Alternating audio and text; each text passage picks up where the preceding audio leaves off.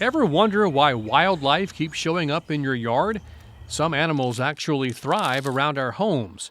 Discover how Alabama Extension can help you handle common issues with these backyard troublemakers.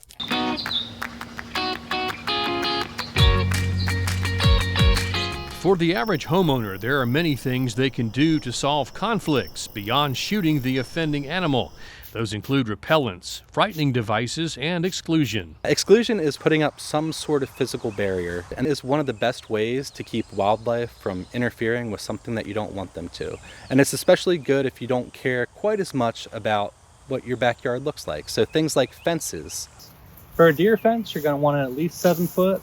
8 foot's even better. But for smaller areas, gaps, holes, hardware cloth is a great tool.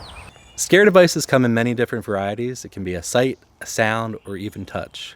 Whereas wildlife can become accustomed to sights and sounds, touch is very hard to become used to, and that's why motion-activated sprinklers are such a great option for the backyard. Repellents can be effective for keeping wildlife like deer and rabbits away. Repellents generally come in 2 varieties. Taste repellents often have hot pepper in them. Smell repellents often have rotten eggs or garlic.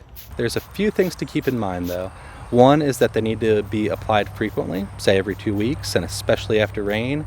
And 2, how well they work is going to be completely dictated by how hungry that individual is.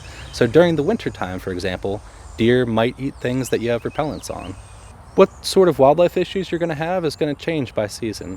For example, in spring and early summer, birds can be an issue. They're going to be building the nests sometimes in places you don't want them to.